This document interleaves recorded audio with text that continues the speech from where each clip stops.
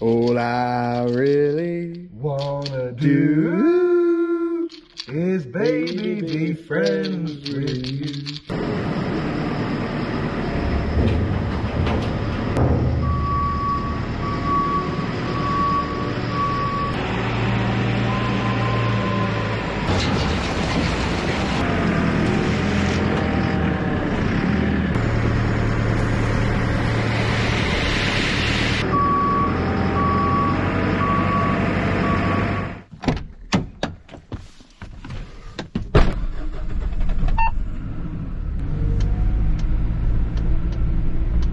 Good morning everybody, welcome back to the channel. Hope you're all keeping safe and well. So I'm just heading to our New Holland dealership again. I need something else for our Ford 7710, which as you know is having a bit of work done on the radiator. Well, it's having a radiator replacement, and yeah, I've just got to go and pick something up for it. So building sand, really hard to get at the moment. It's in short supply. You just saw me loading up my buddy's trailer with some sand. We're letting him have a little bit of what we've got. We've actually got a project coming up on the farm, and I think we were lucky to get the bits that we needed, because everything's just in short supply at the moment.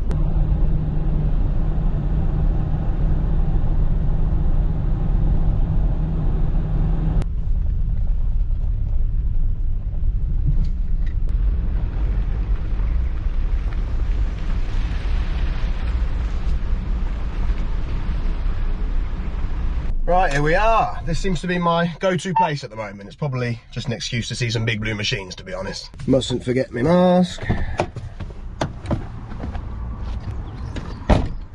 Right, fan belt. That's what I needed. I do like the New Hollands. They are smart tractors, but we might be having something yellow on demo a bit later in the summer, but it's a secret.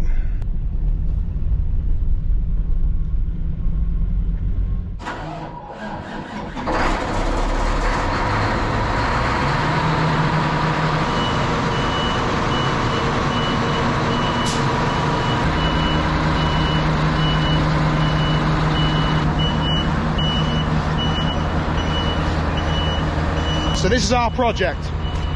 We're going to turn this old shed into a designated combine shed, and most importantly, make it rat proof. It started well, didn't it? Yeah. Mind you, I started it a few days ago, to be honest. Yeah. No, yeah, we run it up every now and then, don't we? Correct access and everything going. I'll put that back. Right, well, this is a project we've got on. We're going to build a dedicated combine shed. We've been thinking for some time about building a freestanding one. Yeah. But we've got this old Dutch barn that we've you've probably watched in past videos. The roof is quite bad. In the summer, we're going to have the roof recovered with curved sheets. Yeah, they're going to put it over the old, aren't they? Yeah. We've done this before, and it works really well.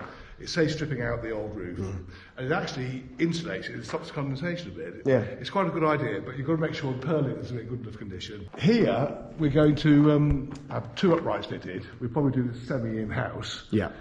Ready for a roller door. Roller door and personnel door there, yeah. Loads of things going on here. There's no floor, it's just an earth floor. So at the very least it'll be hardcore, but if we can... We're going to concrete it, aren't we? We're going to concrete it. And we've got a mixture of sidewalk. Or sleepers. Sleepers. We did this quite a long time ago when we had access to some sleepers. So what we're going to do, we're going to take the sleepers down. Yes, we've got a use for those, haven't we? We've got a use for those, so we'll look after all of those. Basically, we're going to sheet. We're going to use corrugator sheet, the old-fashioned 3-inch corrugation. Yep. And we're going to just bring sheets down to probably a small wall. Small door for all around the outside. Yes. And sort of 6 blocks high. We say 6 blocks, and then sheet down to it. And that's it really. So it will be, hopefully, then with a roller door and hopefully a concrete floor, a vermin proof. That's the important bit.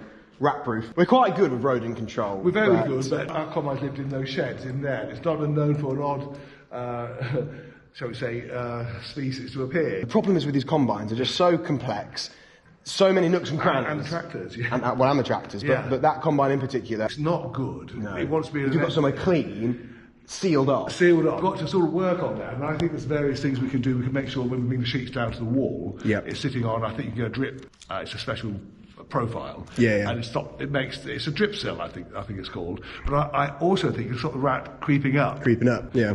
I can't see them getting in. If there's no food source, only the combine, which is a sort of food source. It is. It's cleaning it down. That's the problem. It takes about a week to clean it down. And then you have to have several goes at it. Yeah. I spend. And I don't think you'll ever get it 100% sort of showroom. A lot of hours on that. Yeah. And you still don't get it 100%. You don't get it 100%. I defy anybody to do it. They're just complicated machines because there's just so much going on. Flat area. There's just so much going on inside. The good thing about the shed is it's tall enough for the combine to come in. Yeah, it's perfect. Over there's lower livestock build. It's adjust, so you're watching everything all the time. Yeah, exactly. It's perfect space for it, really, isn't it? I don't think you'll get the header in. We've measured it, haven't we? I think we'd struggle to get the header in alongside it. You might get something else in, possibly, but you kind of want space to, open up the sides of the combine.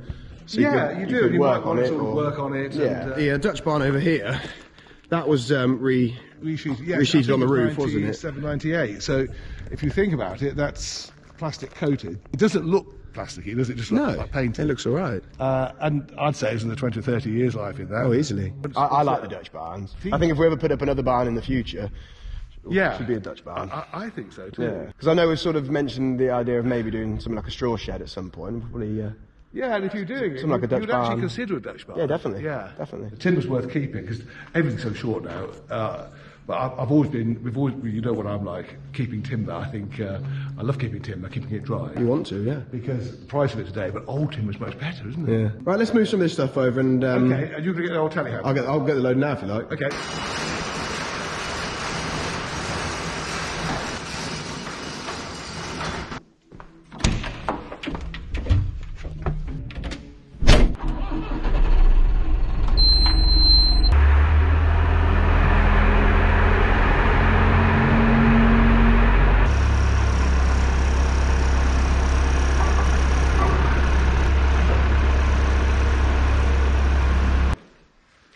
Okay, we'll get out the door, won't we? That's fine, yeah. Yeah, they're worth keeping. It's a bit wrong this end, but, I still say...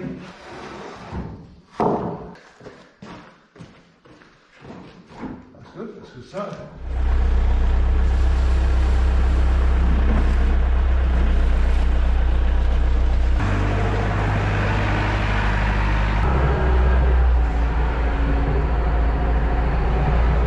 Are you sure the electric's off? I'm sure. Are you a qualified electrician, Dan? Yes, I am. No, we may as well get that off and then we can start taking sleepers down, can't we? It'd be good to get this first bay down, at least today, wouldn't it? All I really want to do is, baby, be friends with you.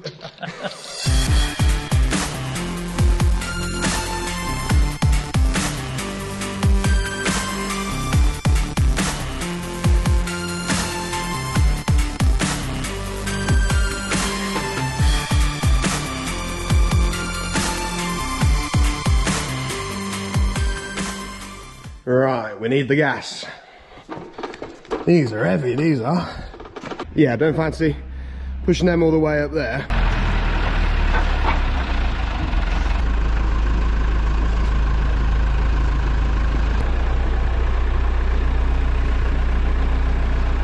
I think it's been welded, hasn't it? Yeah, we've got to cut this channel out, haven't we? Like a bit of a tab, isn't there? It's welded on, isn't it? Definitely. Because these have got to come out, so our man Ollie can get his digger in here and do a trench. We've got to get a little trench between the stanchions. Yeah, ready for the wall. Ready for the bricklayer, yeah.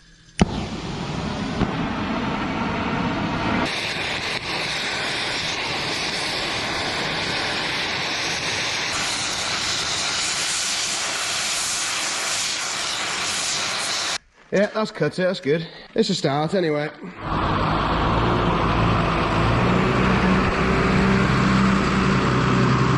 As much as I like those modern New Hollands like I saw this morning, I don't think there's been a tractor made in the last 30 years that looks as smart as these TMs. So one thing I really need to do is check the torque on the wheel nuts and on the disc nuts as well. If you remember a few weeks ago, we had the wheels off and the discs off because we swapped them round to bring them in a little bit. And after I put them on, I did check the torque settings about half an hour later and then a couple of days later. But I think it's worth checking them now because the last thing you want is, the wheels coming off. That would not be good.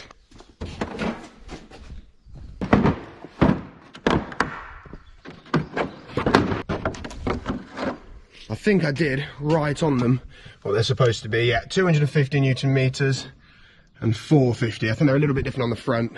210s and 240.